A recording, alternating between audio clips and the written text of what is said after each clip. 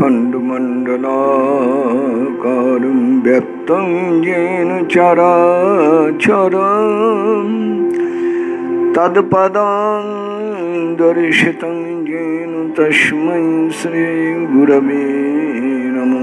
वन्देऽहं श्रीगुरुर्श्रीयुतपदकमलं श्रीगुरुन् वैष्णवांश्च श्रीरूपं सागरजातं सहगणं रघुनाथान्वितं तं सजीवं सद्वैतं सावधूतं परिजनसहितं कृष्णचैतन्यदेवं राधाकृष्णपादान् सहगणललितं श्रीविशाखान्वितांश्च वंशकल्पतरुभ्यश्च कृपासिन्धुभ्येव च पतितानां पावनेभ्यो वैष्णवेभ्यो नमो नमः।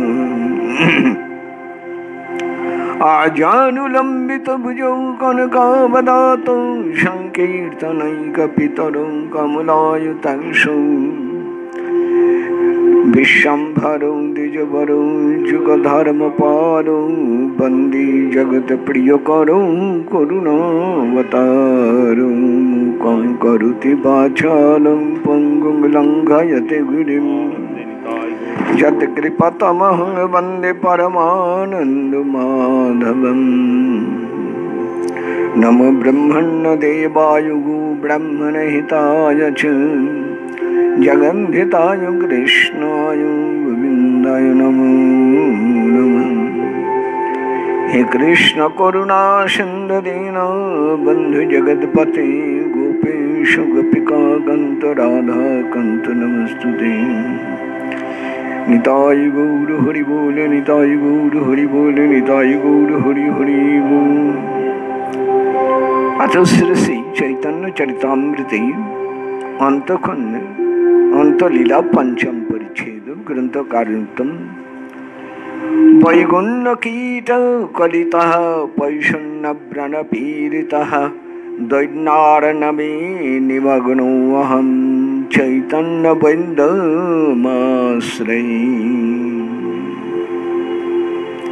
जय जय सच्चिदानंद श्री कृष्ण चैतन्य जय कृपामय जय नित्यानंद धन्य जय अद्वैत कृपा सिंधु जय भक्तगण जय स्वरूप गदाधर रूप सनातन। একদিন প্রদ্যুম্ন মিশ্র প্রভুর চরণে দণ্ডবধ করি কিছু কইল নিবেদনে শোন প্রভু মুই দিন গৃহস্থ অধম কোন ভাগ্যে পাইয়াছি তোমার দুর্লভ চরণ। কৃষ্ণ কথা শুনিবারে মোর ইচ্ছা হয় কৃষ্ণ কথা কহ মোরে হইয়া সদয়।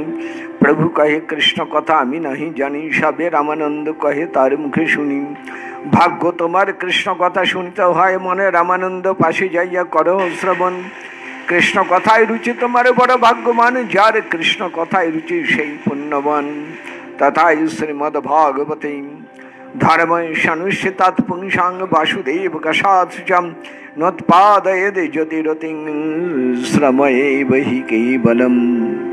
তবে প্রদ্যুম্ন মিশ্র গেলা রামানন্দ স্থানে রায়ের সেবক তারে বসাইলা আসনে। রায়ের দর্শন না পাইয়া মিশ্র সেবকে পুছিল রায়ের বৃত্তান্ত সেবক কহিতে লাগিল। দুই দেবকন্যা হয় পরম সুন্দর নৃত্যগীতা প্রবীণা বয়সে কিশোরী তাহা দুই লইয়া রায় পরম নির্জনে নিজ নাটকে রিগিতে শিখায় নর্তনী। তুমি ইহা বসি রাহু কণকে আসিবেন তবে যেই আজ্ঞা দেও সেই করিবেন। তবে প্রদ্যুম্ন মিশ্র তাহাই রইলাম ইহা রামানন্দ সেই দুইজনে লইয়াম। সেব্য বুদ্ধি আরোপিয়া করেন সেবনে স্বাভাবিক দাসী ভাব করে আরোপণ। তবে দুইজনের নৃত্য শিখাইল গীতের গুড়ার্থ অভিনয় করাইলুম। জগন্নাথ আগে দোহে প্রকট দেখায় ভাব প্রকটন লাস্য রাজ্য শিখায়। তবে সেই দুইজনে প্রসাদ পাওয়াইল নিবৃত দুহারে নিজ ঘরে পাঠাইলুম। प्रतिदिन राय इच्छे करे साधन कोन जाने क्षुद्र जीव कहाँ तार मन। मिश्रेर आगमने राय सेवक कहिल शीघ्र रामानंद तबे ताहार काछे आइल। मिश्र नमस्कार करे सम्मान करिया निवेदन करे किछु विनीत हइयाम। मिश्र कहे तोमारे देखिते आइलाम आगमने अपना पवित्र कइलाम तोमार दर्शने। आर दिन आइल प्रभु मिश्र विद्यमाने प्रभु कहे कृष्ण कथा शुनि रे राजस्थाने तबे मिश्र रामानंद राय वृत्तांत कहिला शुनि महाप्रभु तबे कहिते लागिलाम आमी तो सन्यासी आपनाके विरक्त करी मानी दर्शन दूरे रहु प्रकृति नाम नहीं शुनि तबु विकार पाय आमार तनुमान मायार दर्शन स्थिर हय कोन जन रामानंद रायर कथा शुने सर्वजन कहिबारे बात नय आश्चर्य कथन तबु निर्विकार राय रामानंदेर मन नाना भाव उद्गार तारे कराय शिक्षण एका रामानंदेर हय एई अधिकार ताहाते जाने अपरागित देह ताहार ताहार मनेर भाव केह नहीं जाने ताहा जानिबारे आर दित नहीं जाने ब्रजबंधु संगे कृष्णेर आशादे विलास जेई शुने कहे करिया विश्वास हृद्र काम तार तत्काले हय क्षय तीन गुणे क्षोभ नहीं महाधीर हय उज्ज्वल मधुर प्रेम प्रेम भक्ति पाय आनंद कृष्ण माधुर्य रहे सदा तथाय भागवते श्री शुकदेव वाक्यम विक्रीडितं ब्रजवधु विरदं च विष्णु सद्दान्वितो शृणुयादथ अनुवर्णयेद् ज भक्तिं परं प्रतिलभ्य कामं हृद्रोगमाशु अपहिनोति अचिरेण धीरः जेई पढ़े शुने तार फले तादृशी जेई भावाविष्ट सेई सेवे अहरनिशि नित्य सिद्ध प्राय सेई सिद्ध तार काय रागा उगा मार्गे जानी भजन राय आमिओ राय ठाई शुनि कृष्ण कथा शुनिते इच्छा पुणे जाओ तथा मोर नाम लइह तेह पाठाइल मोरे तुम्हार मुखे कृष्ण कथा शुनिबार तरी तबे सेई नित्य सेवा करी समाधान तरित आइल मिश्र विद्यमान तबे दुई जने निवृत्त भइयाम कृपा करी प्रभु मोरे पाठाइल मोरे तुम्हारे ठाई कृष्ण कथा शुनिबार तरी प्रभु आज्ञाय कृष्ण कथा आमि शुनिते आइलाम दा इहा बई महाभाग्य पाबो आमि कथा देह कहे जे कथा तुमी कहिले विद्यानगरे सेई कथा कहिबे तुमी एबे आमारे आनेर की कथा तुमी प्रभुर उपदेष्टा आमी तो भिक्षुक विप्र तुमी आमार पृष्ठम तबे रामानंद क्रमे कहिते लागिला कृष्ण कथामृत महा सिंधु उपजिला आपने प्रश्न करी पाछे करें सिद्धांत तृतीय प्रहर कहिल नाही कथारंत वक्ता श्रोता कही शुनि दहे प्रेमावेशे आत्मस्मृति नाही कह जानी दिवसे सेवक कहिल दिन हईल अवसान तबे राय कृष्ण कथार करिल विश्राम कृतार्थ हईन मिश्र नाचिते लागिल भू सम्मान करी राय कृष्णे मिश्र विदाय दिलुम प्रभुर चरण बंदे उल्लसित मने प्रभु कहे कृष्ण कथा करिल समन मिश्र कहे प्रभु मने कृतार्थ करिला कृष्ण कथामृत नबी मोरे डुबाइलाम रामानंद रायर कथा कहिले ना हय मनुष्य नहे राय कृष्ण भक्तिर समय और एक कथा राय कहिल आमारे कृष्ण कथार वक्ता करी ना जानियो मोरे मोर मुखे कथा कय आपनि गौरचंद्र जइछे कहाय तइछे कहि जेन बिना যন্ত্রম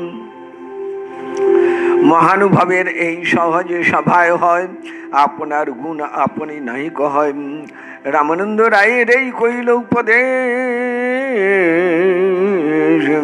গৃহস্থ হইয়া রায় নয় গুণলে এই সব গুণ তার প্রকাশ করিতে मिश्रे पाठाइल ताहा श्रवण करिते भक्त गुण प्रकाशिते प्रभु बारु जाने नाना भंगिते गुण प्रकाशी निज लाभ माने आर एक स्वभाव गौणेर शोने भक्तगण ऐश्वर्य स्वभाव गुण प्रकट करन भक्ति तत्व प्रेम कराय करी कर्ता अपने प्रद्युम्न मिश्र हय तार श्रोता हरिदास द्वारा नामेर महत्व प्रकाश सनातनेर द्वारा भक्ति सिद्धांत विलय श्रीरूपेर द्वारा ब्रज रस प्रेम लीला के बुझिते पारे गम्भीर चैतन्येर लीला এই মতো মহাপ্রভু ভক্তগণ লইয়া নীলাচলে বিলাসায় ভক্তি প্রচারিয়াম বঙ্গদেশের এক কবি প্রভুর চরিত্রে নাটক করিয়া লইয়া আইল প্রভুকে শোনাতে ভগবান আচার্য হেই তার পরিচয় তারি মিলি তার ঘরে করিল আলোন গ্রন্থ গীত শ্লোক কবিত্ব যেই করি আনে প্রথম শোনায় সেই স্বরূপের স্থানে রসাভাস হয় যদি সিদ্ধান্ত বিরোধ সহিতে না পারে প্রভু মনে হয় ক্রোধ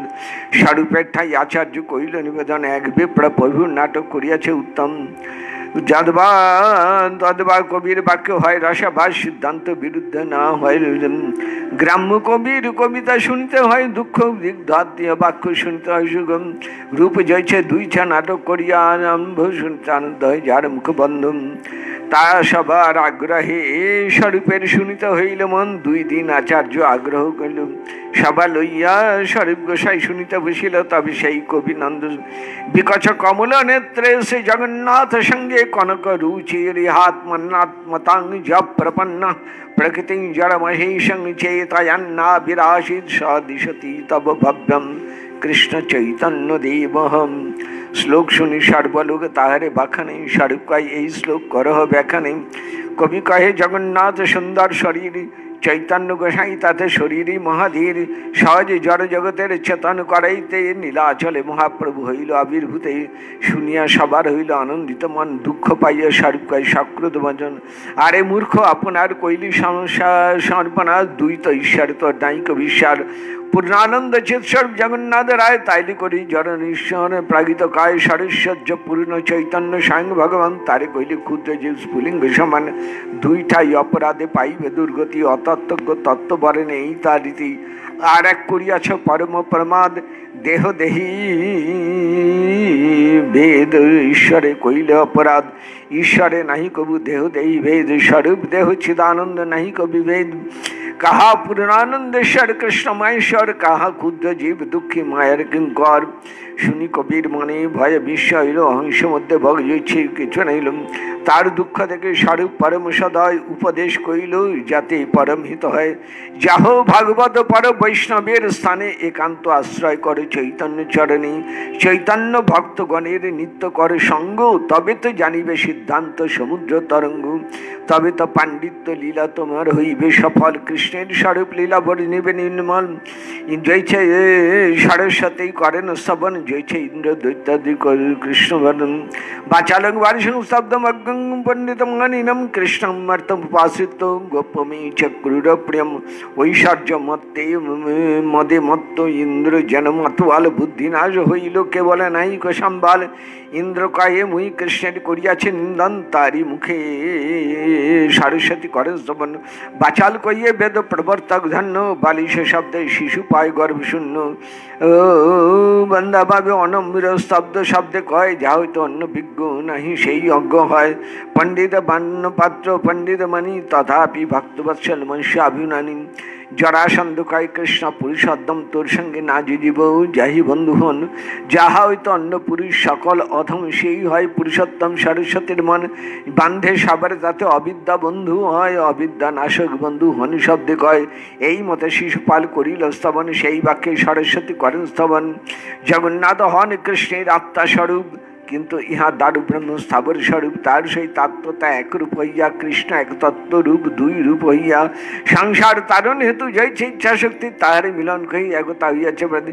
সকল সংসারী লোকের করিত উদ্ধার, গৌর চলমান রূপে কইল অবতার।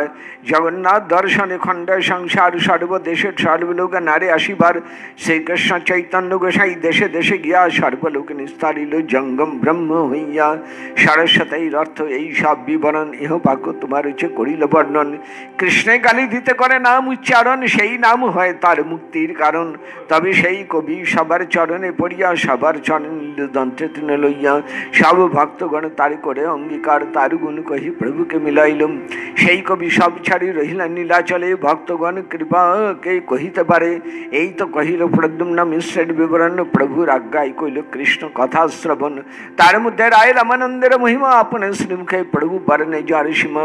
প্রস্তাবে কহিল কবির নাটক বিবরণ, অজ্ঞ হইয়া শ্রদ্ধায় পাইল চৈতন্যের চরণ। শ্রীকৃষ্ণ চৈতন্য লীলা অমৃতের সার, এক লীলার প্রবাহে বহে শত শত ধার। শ্রদ্ধা করি এই লীলা যেই জন শুনে, গৌরী লীলা ভক্তি ভক্ত রস তত্ত্ব জ্ঞানে। শ্রীরূপ রঘুনাথ পদে যার যশ, শ্রী চৈতন্য চরিতামৃত কহি কৃষ্ণদাস। জয় জয় শ্রী চৈতন্য চরিতামৃত অন্তখণ্ডে, প্রদ্যুম্ন মিশ্র উপাখ্যান নাম পঞ্চম পরিচ্ছেদ। এতদ পাঠ ফলম শ্রবণ ফলম শ্রীকৃষ্ণার্পিতমস্তু। প্রণাম শ্রী গুরু চরণারবিন্দে, প্রণাম সকল বৈষ্ণব চরণে, প্রণাম প্রভু নিতাই গৌর হরি শ্রী রাধা রাধা বল্লভ। গোপালজি, শ্রী নারায়ণ মন্দিরের সকল দেবতা, শ্রীমদ্ ভাগবত বৃন্দা দেবী সকলকে প্রণাম। কবিরাজ গোসাইপাদ লিখছেন এবারে, মহাপ্রভুর প্রিয় ভক্ত নাম প্রদ্যুম্ন মিশ্র, তিনি কিছুদিন নীলাচলে মহাপ্রভুর কাছে ছিলেন। তার ইচ্ছে হলো, তিনি শুনেছিলেন মহাপ্রভু রায় রামানন্দের কাছে কৃষ্ণ কথা শুনেছেন। মহাপ্রভুর কাছে এলেন, রোজই আসেন। একদিন বসে বলছেন, প্রভু আমার খুব ইচ্ছা কৃষ্ণ কথা শুনি, কত ভাগ্যে তোমার দুর্লভ চরণ পেয়েছি, যদি তুমি কৃপা করে আমাকে একটু কৃষ্ণ কথা বলো। মহাপ্রভু বললেন, কৃষ্ণ কথা আমি কি বলবো বলো। রামানন্দ কৃষ্ণ কথা বলেন, আমি তার মুখে শুনি। তোমার যদি কৃষ্ণ কথা শুনতে ইচ্ছে হয়, রামানন্দ রায়ের কাছে গিয়ে শোনো। কৃষ্ণ কথায় রুচি যার, সে মহাভাগ্যবান। যার কৃষ্ণ কথায় রুচি, তার মতন এমন সৌভাগ্যবান পৃথিবীতে আর কেউ নয়। শ্রীমদ্ ভাগবতে নৈমিষারণ্যে 60,000 ঋষি ভাগবত শুনছিলেন। তার আগের কথা, একটুখানি ভূমিকা। ঋষিগণ আলোচনা করছিলেন কলিযুগের মানুষ কি আশ্রয় করলে অভয় অমৃত আনন্দ লাভ করবেন। কলিযুগে মানুষের উপায় কি, শান্তি লাভের, ভগবানকে পাবার উপায় কেমন, ত্রিতাপ জ্বালায় জুড়বে কোন উপায়। যজ্ঞ করতে পারবে না, ধ্যান করতে পারবে না, তপস্যা করতে পারবে না, কোন পুণ্য কর্ম করতে পারবে না, তবে কলির মানুষের উপায় কি। ঋষিগণ অনেক আলোচনা করে দেখলেন না, কলির মানুষের কোনো উপায় নেই। তারা কলির হাতে এইভাবে লাঞ্ছিত হতেই থাকবেন। ঠিক সেই সময় উঠে দাঁড়ালেন রোমহর্ষণ পুত্র উগ্রশ্রবা সুত। ঋষিগণের যিনি মুখপাত্র, তার নাম শৌনক ঋষি।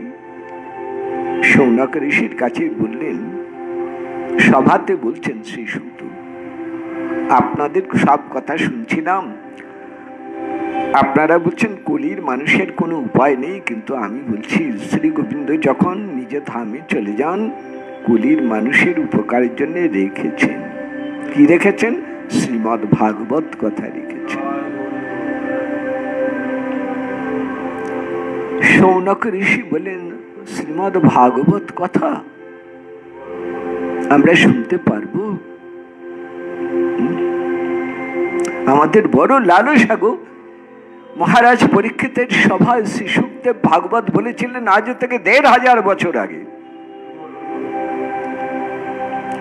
তারপর আমরা আর ভাগবত পাইনি। বড় আকাঙ্ক্ষা ছিল, বড় ইচ্ছা ছিল ভাগবত শুনবো। হে সুত, তুমি আমাদের ভাগবত শোনাবে? আমাদের বড় ইচ্ছে করছে আমরা ভাগবত শুনি।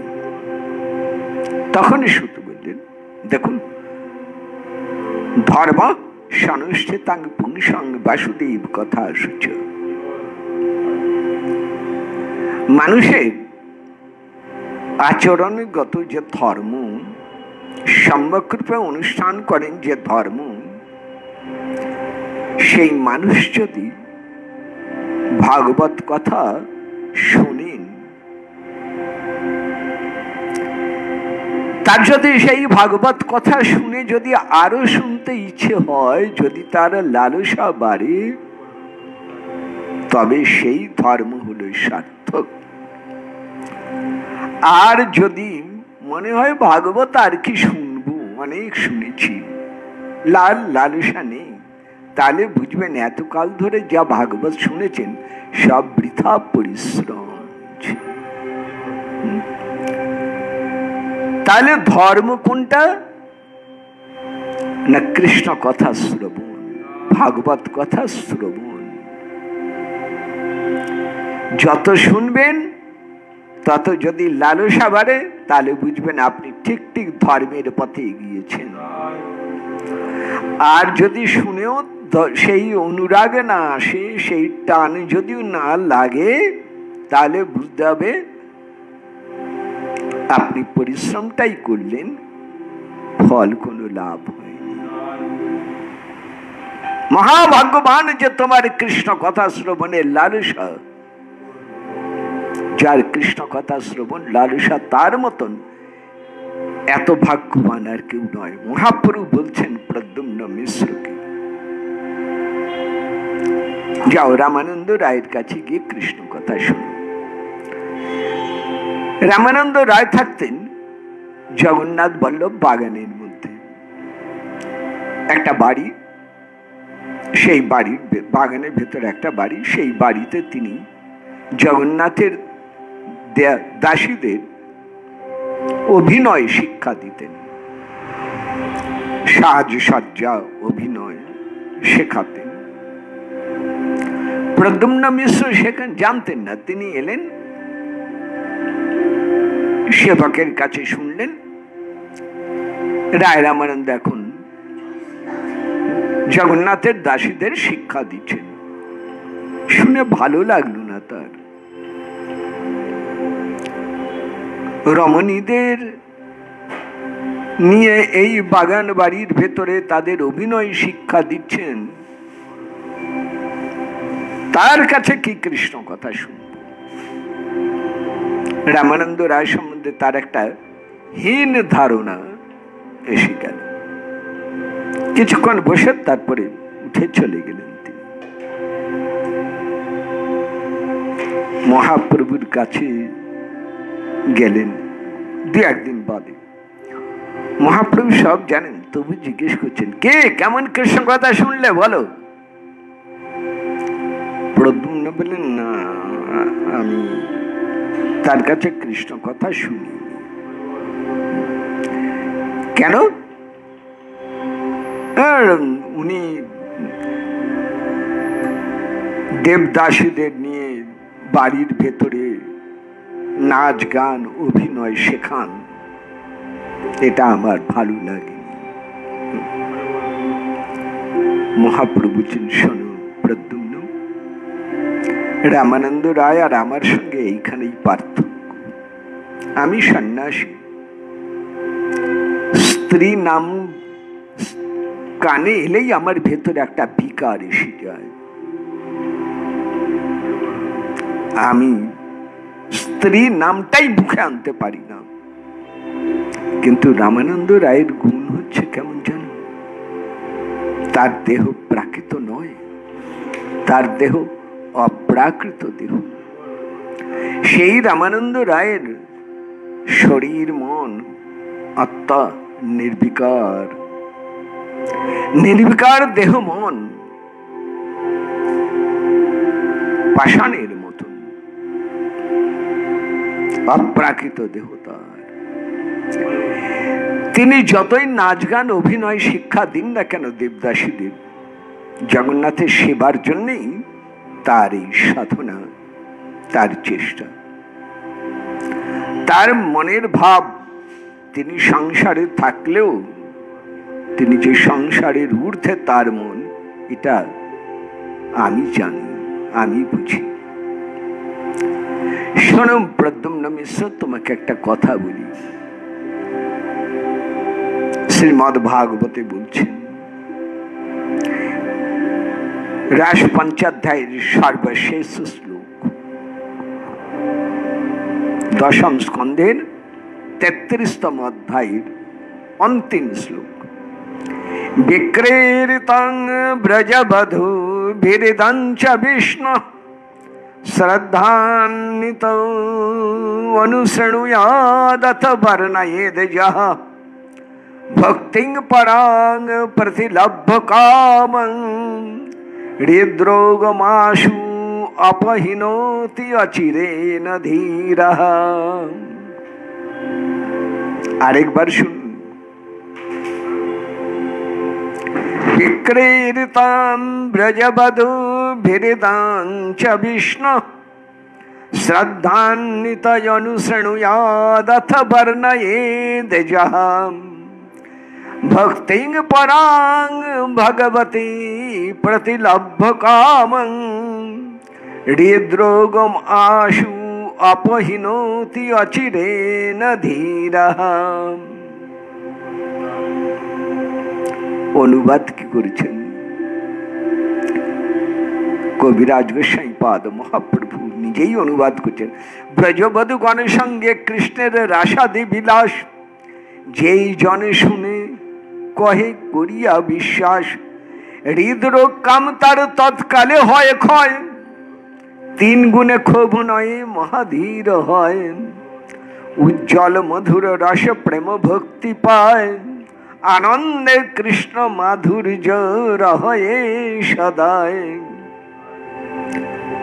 যেই পরে যেই শুনে তার ফলে এতাদৃশী সেই ভাবাবিষ্ট সেই সেবে অহর নিশি তার ফলে কি কহিব কহনো না যায় নিত্য সিদ্ধ প্রায় সেই সিদ্ধ তার কায়। কি বলছেন শুকদেব কি বলছেন অনুবাদে শুনুন। গোপী গোপীনাথের বিলাস মহারাস বিলাস শাস্ত্র বাক্য গুরু বাক্যে বিশ্বাস করে যিনি শোনেন অথবা বর্ণনা করেন গোস্বামীগণের আনুগত্যে গুরুদেবের আনুগত্যে দুটোই ফল দুরকম ফল হয় সাধক সিদ্ধ। সাধক স্তরে কি ফল হৃদরোগ আশু অপহীনতি অচিরেণ আমাদের হৃদয়ের রোগ কাম ক্রোধ লোভ মোহ মদ মাৎসর্য এগুলি আমাদের হৃদয়ের রোগ এই ব্যাধি যত রাস শুনবেন গোপী গোপীনাথের বিলাস শুনবেন কাম ক্রোধ লোভ মোহ মদ মাৎসর্য তত সরে যেতে থাকে। সেগুলি যেমন রোগ যন্ত্রণায় অস্থির হয় ওষুধ খেলে পরে সেই রোগ যন্ত্রণা থেকে মুক্তি লাভ করে ধীর হয় শান্ত হয় তেমনি মন শান্ত হবে ধীর হবে। যত গোপী গোপীনাথের বিলাস শুনবেন তত মন শান্ত হয়ে আসবে ধীর।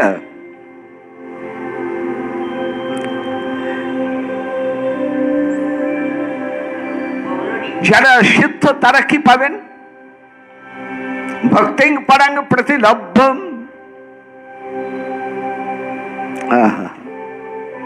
তারা গোবিন্দে একটা বিশেষ ভক্তি লাভ করবে।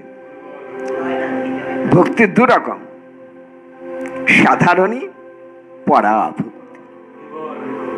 পরাভক্তি মানে গোবিন্দ বিনা আমার আর কেউ নেই আমার আর কিছু নেই তিনি আমার জীবন সর্বস্ব ধন গোপী ভাবাবিষ্ট গোপীর জীবন ধন গোপীনাথ এই ভাবের উদয় হবে সিদ্ধ দেহে গোপী গোপীনাথের বিলাসিত পরম ভক্তির অধিকারী হবেন তিনি। হৃদরোগ মাসু অপহীনতি অচিরেণ ধীর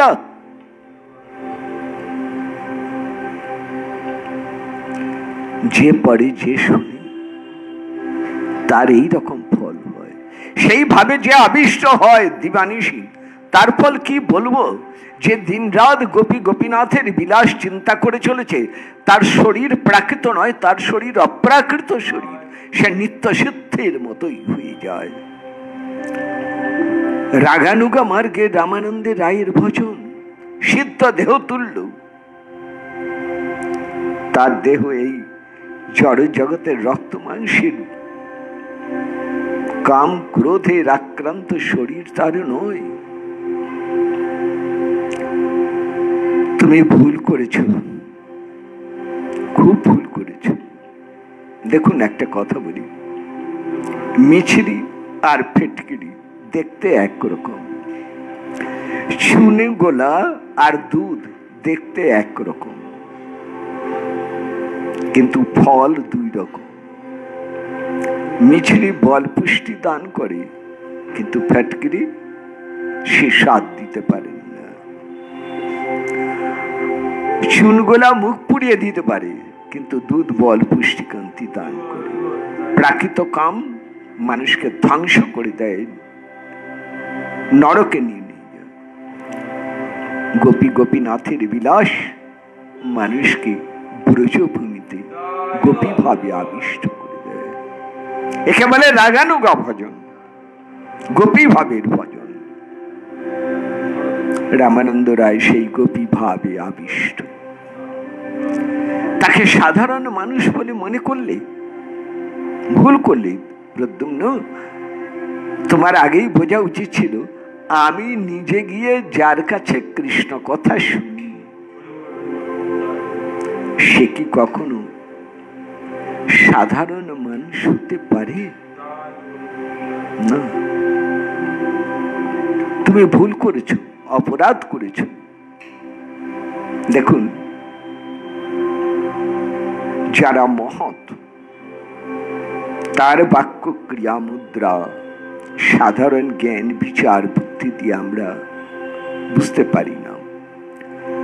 যেমন শ্রী নিত্যানন্দ প্রভু, যেমন দেবর্ষি নারদ, যেমন অবধূত শিরোমণি দত্তাত্রেয়, যেমন শঙ্কর ভোলানাথ মহাদেব, যেমন শ্রী সুখদেব গোস্বামী পাদ,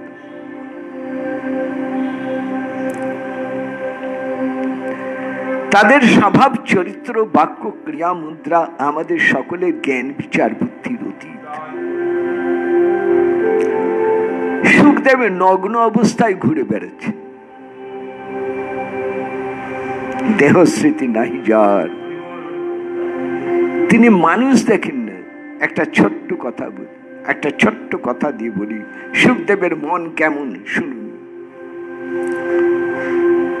সুখদেব ঘুরে বেড়াচ্ছে সংসারের মধ্যে, লোকে মনে করছে পাগল, উন্মাদ, ঢিল ছুটছে, ধুলো ছুটছে। সুখদেব নির্বিকার। আবার কেউ মহাসাধু মনে করে তাকে ফুলের মালা পরিয়ে দিচ্ছেন। সুখদেব নির্বিকার, দুইটাই সমান তার কাছে। সুখদেব মহারাজ পরীক্ষিতের কাছে এসেছেন, দিগম্বর মূর্তি, অবধূত। ঋষিগণ উঠে দাঁড়িয়েছেন।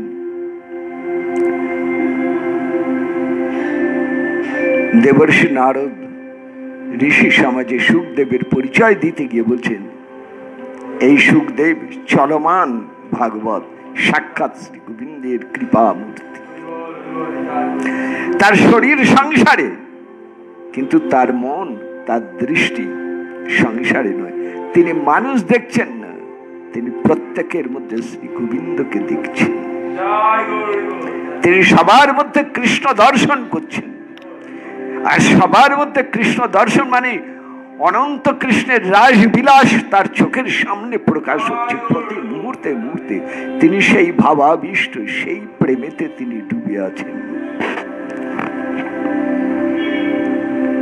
ঋষিগণ স্তম্ভিত হয়ে গেলেন এই পরম প্রেমের মূর্তি দর্শন করে। তাহলে বুঝে দেখুন, ঠিক তেমনি আবার অক্রোধ পরমানন্দ নিত্যানন্দ রায়, অভিমানী শূন্য নিতাই নগরে বেড়ায়। কখনো সন্ন্যাসীর বেশ, কখনো গৃহস্থের বেশ, কখনো শুধুমাত্র ডোরকৌপিন, কখনো দিগম্বর, কিছুই বসন নেই।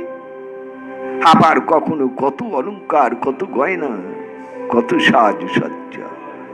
কে বুঝবেন? একজনই বোঝেন, মহাপ্রভু বোঝেন, আর কেউ বোঝেন না। রায় রামানন্দ ঠিক এই রকম। সংসারে থাকলেও সংসারের মন তার নেই। পদ্ম পাতা জলে থাকলেও যেমন ভেজে না, ঠিক সেই রকম অবধূত দত্তাত্রেয় ঋষি যদুরাজার কাছে বলেছিলেন, যদুরাজ, সংসারে আছি কিন্তু আমি সংসারকে সংসার দেখি না, আমি সংসারকে গোবিন্দের লীলাভূমি রূপে দর্শন করি। আমি সবার মধ্যে গোবিন্দকে দর্শন করি, সবার ভেতর কৃষ্ণকে দেখি। তাই সুখ দুঃখ জগতের কোনো আকর্ষণই তার কাছে নাই। জগতের লাভ ক্ষতি সুখ দুঃখ ভালো মন্দ কোনোটাই তার মনকে বিচলিত করে না। এই তো অবধূত, এই অবধূত নিত্যানন্দ প্রভু, এই অবধূত দত্তাত্রেয় ঋষি, এই অবধূত দেবর্ষি নারদ, এই অবধূত শঙ্কর ভোলানাথ। আসুন শোনা যাক। মহাপ্রভু বলছেন, এও যদি না বোঝো প্রদ্যুম্ন মিশ্র, শুধু এইটুকু বোঝো, রামানন্দ সংসারে থাকলেও সংসার তার মধ্যে। রাজহংস যেমন জলে বিচরণ করে কিন্তু তার পাখনা কখনো জলে ভেজে না, তেমনি রামানন্দ সংসারে বিচরণ করলেও তিনি সংসারী, কিন্তু সংসারে বিচরণ করলেও সংসার তাকে কখনো ছুঁতে পারে না। শোনো প্রদ্যুম্ন মিশ্র, আমারও ভেদ বিচার আছে, নারী পুরুষ। রামানন্দ নারীও দেখেন না, পুরুষও দেখেন না, তিনি সবাইকেই কৃষ্ণের সেবিকা রূপে দেখেন। তার চোখে জগৎ সংসারে সবকিছুই গোপীময়। একে বলে রাগানুগা ভজন।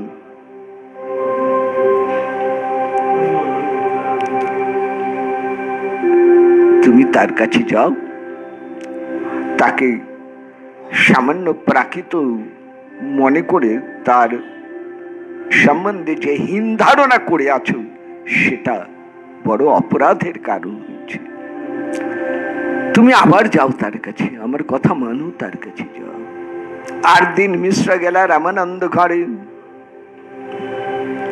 মহাপ্রভুর কথায় খুব লজ্জিত হলেন মিশ্র, বুঝতে পারলেন তিনি মানুষ চিনতে ভুল করেছেন। এলেন রামানন্দ রায়ের ঘরে, সেবক বসালেন, সংবাদ গেল, রায় রামানন্দ ছুটে এলেন। এসে মিশ্রকে বললেন, আপনি সেদিন এলেন, কিন্তু আমি আসার সঙ্গে সঙ্গে আপনি উঠে চলে গেলেন, কোনো কথাই হলো না, বলুন কি প্রয়োজনে এসছেন? মিশ্র রামানন্দ রায়ের চরণে লুটিয়ে পড়লেন, পরে বললেন, আমি গৃহস্থ সংসারী মানুষ, কৃষ্ণ কথা শুনতে চেয়েছিলাম মহাপ্রভুর কাছে, মহাপ্রভু আপনার কাছে আমাকে পাঠালেন। কৃষ্ণ কথা শুনবেন, মহাপ্রভু পাঠিয়েছেন, কি শুনবেন বলুন? বললেন, বিদ্যানগরে মহাপ্রভুর কাছে যে কথা বলেছেন সে কথাগুলো বলবেন। আপনি মহাপ্রভু বলছেন, আপনি মহাপ্রভুর উপদেষ্টা। ভালো মন্দ আমি কিছুই বুঝি না, আর কি জিজ্ঞেস করতে হয় তাও জানি না, আমি অত্যন্ত অপরাধী, আমি দিনাতিদিন কৃপা করি, আপনি বলুন আমাকে। হরি বল। রামানন্দ বললেন, তাহলে শুনে সময় নষ্ট না করে তোমাকে কৃষ্ণ কথা বলি, শুনুন। রামানন্দ রায় বলেছেন, কৃষ্ণ তত্ত্ব, রাধা তত্ত্ব, রস তত্ত্ব, প্রেম তত্ত্ব। বলতে বলতে 3 প্রহর মানে 9 ঘন্টা পার হয়ে গেল। সকালে এসেছেন, বিকেল হয়ে গেল। সেবক এসে বললে, দিন প্রায় শেষ, স্নানাহার কিছুই হয়নি আপনাদের। মিশ্র নাচছে না, আমি কৃতার্থ হয়ে গেলাম। এমন সুমধুর কৃষ্ণ কথা কোনোদিন কারো কাছে শুনিনি।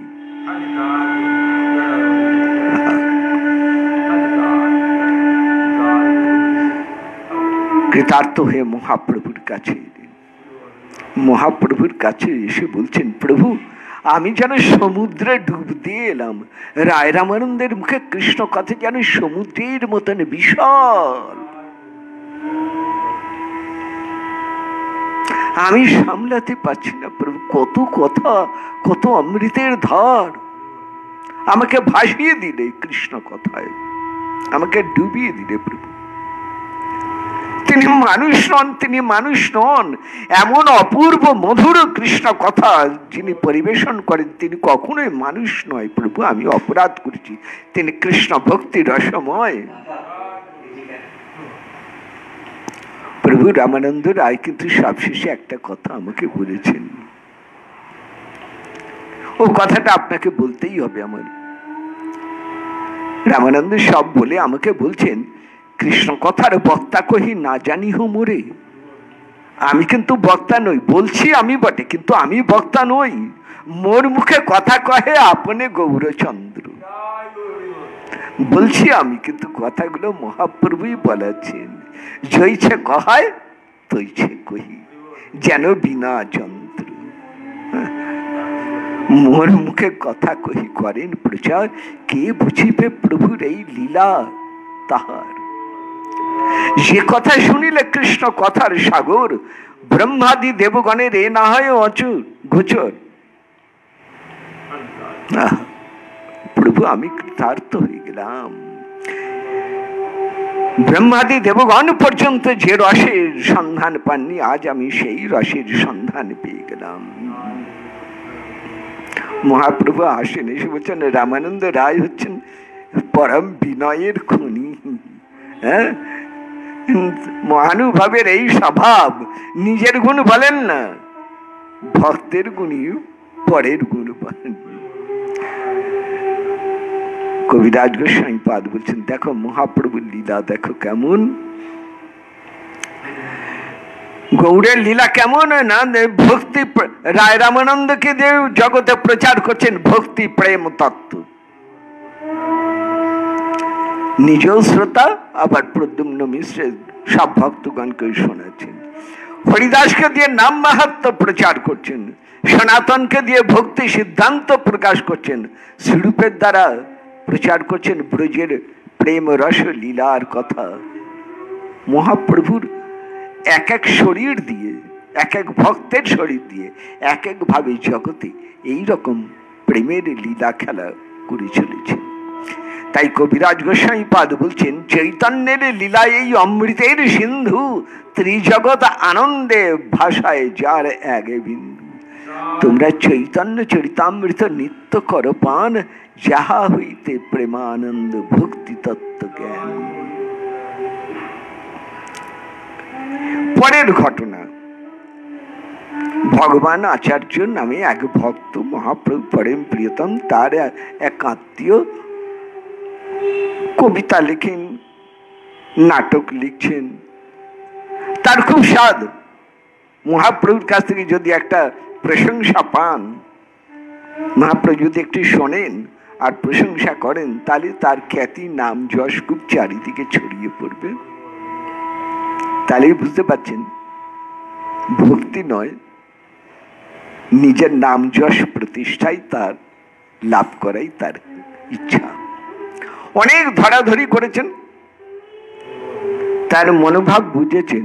হ্যাঁ, এখানে একটা রীতি আছে, মহাপ্রভুর কাছে কেউ কিছু বলতে গেলে আগে স্বরূপ দামোদরকে শোনাবেন, সেই স্বরূপ দামোদর যদি অনুমোদন করেন তবেই একমাত্র মহাপ্রভু সেটা শুনবেন।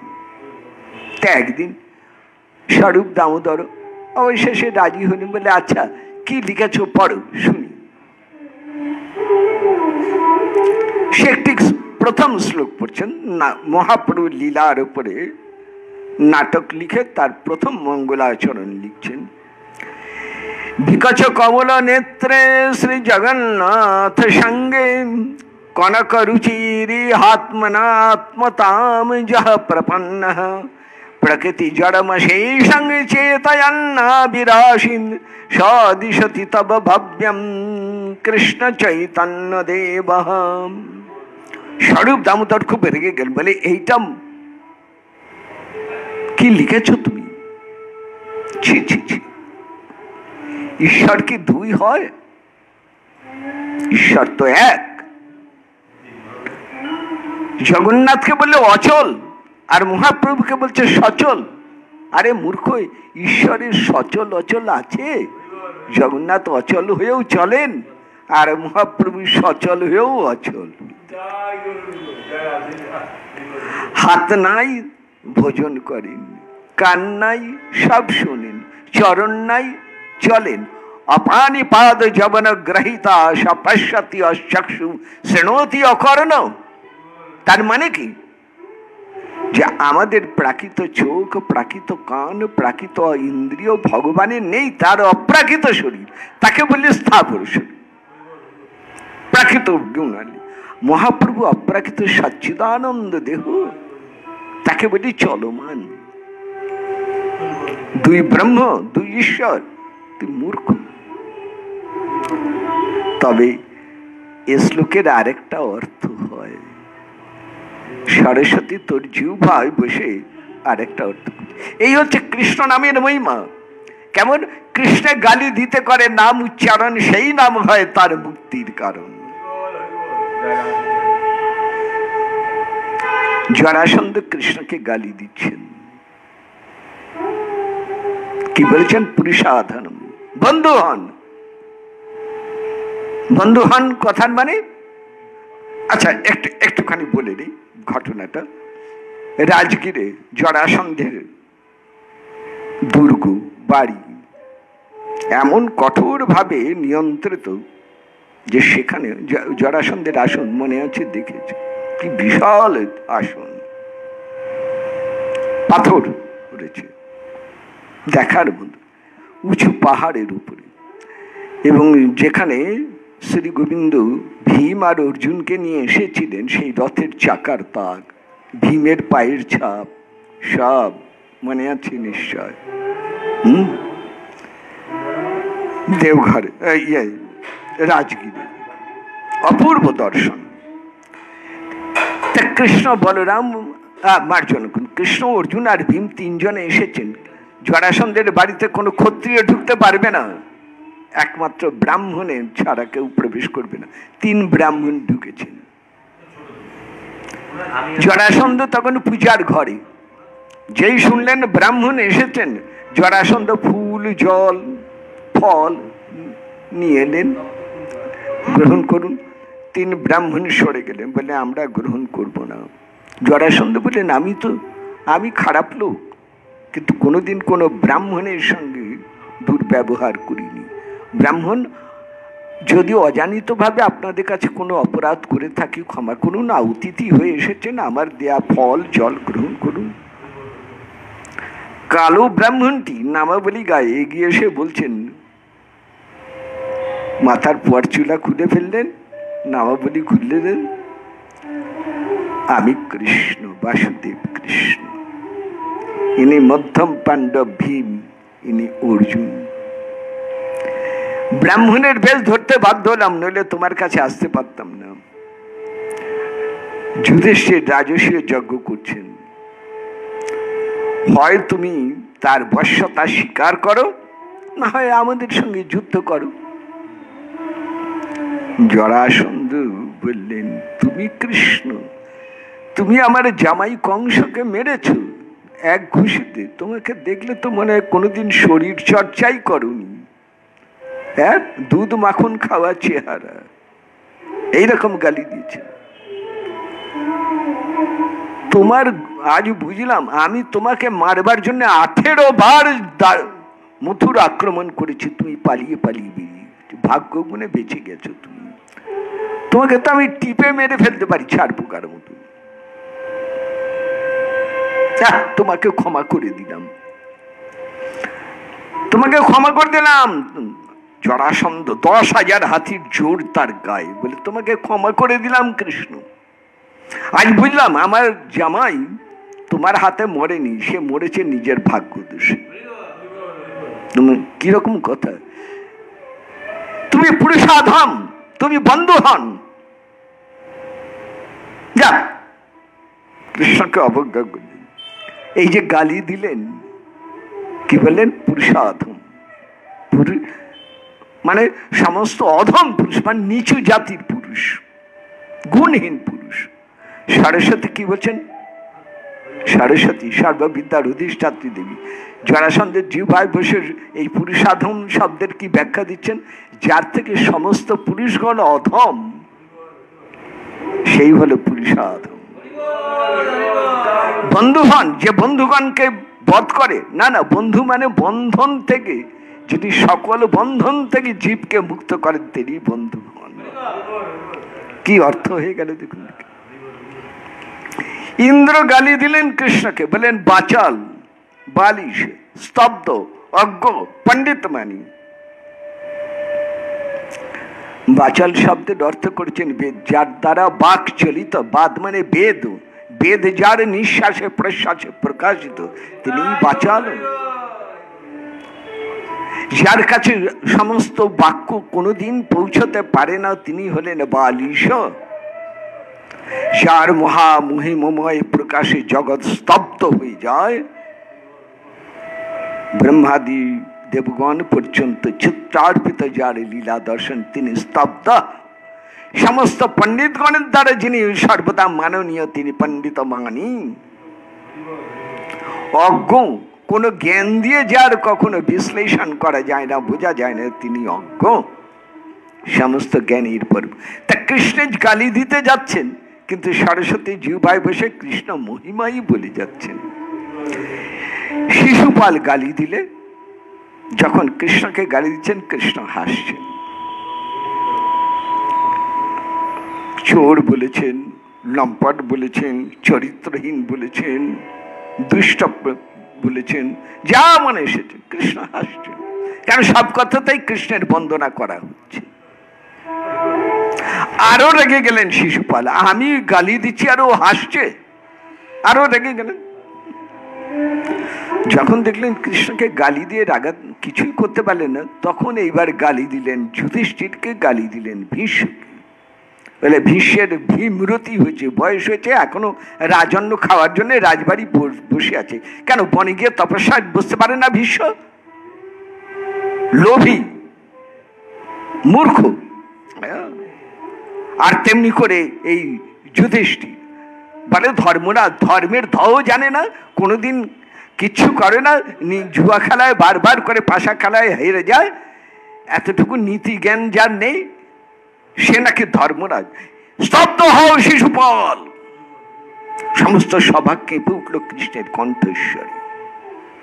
দেখতে দেখতে শ্রীকৃষ্ণের হাতে ঝলসে উঠল সুদর্শন। সমস্ত সভাগৃহ সুদর্শনের উজ্জ্বল প্রভার ছটায় আলোকিত হল। ঋষি মণ্ডলী সকলে উঠে দাঁড়িয়ে চক্রধারী পুরুষোত্তমকে বন্দনা করছেন।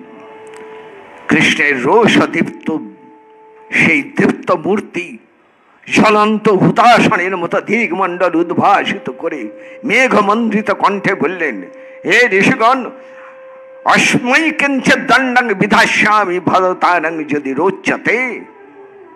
আপনারা যদি অনুমতি দেন আমি ওকে দণ্ড দেব। ওর মায়ের কাছে আমার প্রতিজ্ঞা করা ছিল ওর শত অপরাধ মার্জনা করব। আমাকে যত খুশি গালি দিক, সবটাই আমার বন্ধু না, কিন্তু ভক্তকে একটা গালি দিলে তার অপরাধের মাত্রা শত নয় সহস্র ছাড়িয়ে চলে যায়। তাই আজ আমি ওকে দণ্ড দিচ্ছি, আপনারা কি বলেন? ঋষিগণ বলে স্বস্তে সুস্তে, তাই হোক, ভালো হোক। মুহূর্তে সুদর্শনের প্রভাবে শিশুপালের মস্তক দ্বিখণ্ডিত হলো, আর তার আত্মা ভেতর থেকে বেরিয়ে এসে শ্রী গোবিন্দকে পরিক্রমা করে তার চরণে গতি লাভ করলে। ঋষিগণ বলেন সাধু সাধু। প্রভু একটা কথা, গালি দিল, নিন্দা করলো, যা শুনলে অপরাধ হয়, আমাদের পাপ হয়, তার গতি কি করে আপনার চরণে? শ্রী গোবিন্দ বলছেন, তখন সৌম্য শান্তরূপ, তিনি বলছেন আমার নাম তো নিয়েছে, আমার নাম তো নিয়েছে। করুণা সিন্ধুর কত কৃপা, হিংসা করেও যদি আমার নাম নেয়, ছলে বলে কৌশলে যে কোনো হোক ভাবেও যদি আমার নাম নেয়, বিদ্বেষ করেও যদি আমার নাম নেয়, আমাকে যদি শত্রুভাবে চিন্তাও করে, সে আমার চরণ পায়। এই তো কৃষ্ণ কৃপা। তা যে কোনো ভাবেই চেষ্টা করলেও কেউ কোনোদিন কৃষ্ণের অবমাননা করতে পারেনি। ভীষ্ম প্রমাণ দিয়েছেন কুরুক্ষেত্রের যুদ্ধে। কৃষ্ণকে অর্জুনের সঙ্গে যুদ্ধ করতে এসে ভীষ্ম কৃষ্ণের গায়েতেই তীর ছুটছিলেন, সারথীকে বধ করবেন। প্রত্যেকটা তীর ছুটে আসে, কিন্তু যেই গোবিন্দের কাছে আসে, যোগমায়ের ইচ্ছায় এক একটা ফুল হয়ে তার চরণে অর্পিত হচ্ছে। ভীষ্ম স্তম্ভিত হয়ে গেলেন।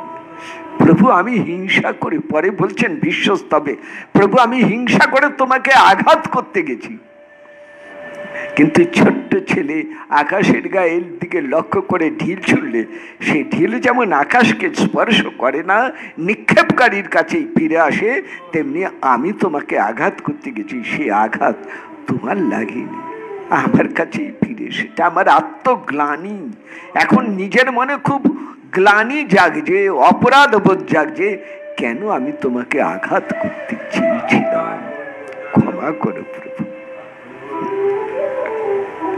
এই তো কৃষ্ণ ঐশ্বর্যে মাধুর্যে অতুলনীয় অদ্ভুত চরিত্র।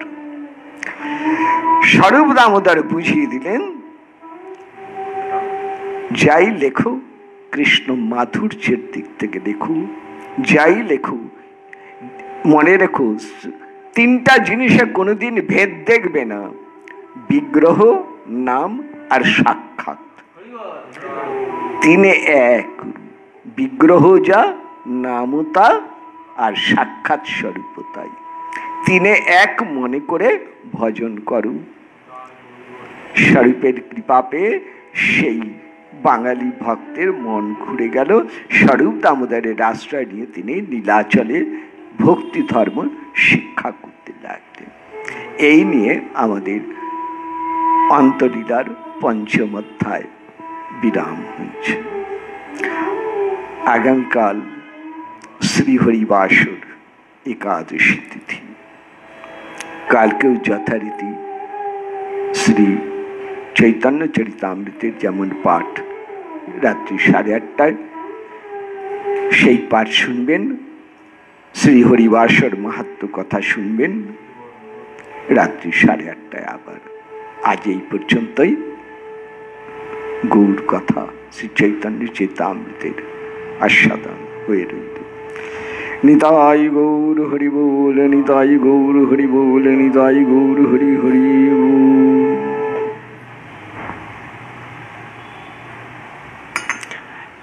একটি ছোট্ট নিবেদন,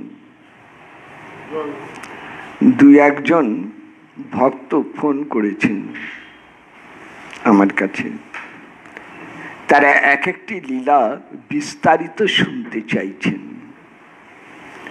কিন্তু মনে করিয়ে দেই, সশ্রদ্ধার সঙ্গে মনে করিয়ে দিচ্ছি, এখন কোনো লীলাই বিস্তারিত আলোচনার নয়। এখন এটা এক এক দিন এক একটি অধ্যায় পাঠ এবং তার বিষয়বস্তু খুব সংক্ষিপ্ত আলোচনা করে রাখছি। অন্য পাঠ শুনতে থাকুন। অন্যান্য সময়তে নিশ্চয় আপনারা আকাঙ্ক্ষা পূর্ণ করবেন। শ্রীমদ্ ভাগবত বিশ্বাস রাখুন, শুনতে পাবেন। আচ্ছা, তবে আজ এই পর্যন্ত। নিতাই গৌর হরি বল, নিতাই গৌর হরি বল, নিতাই গৌর।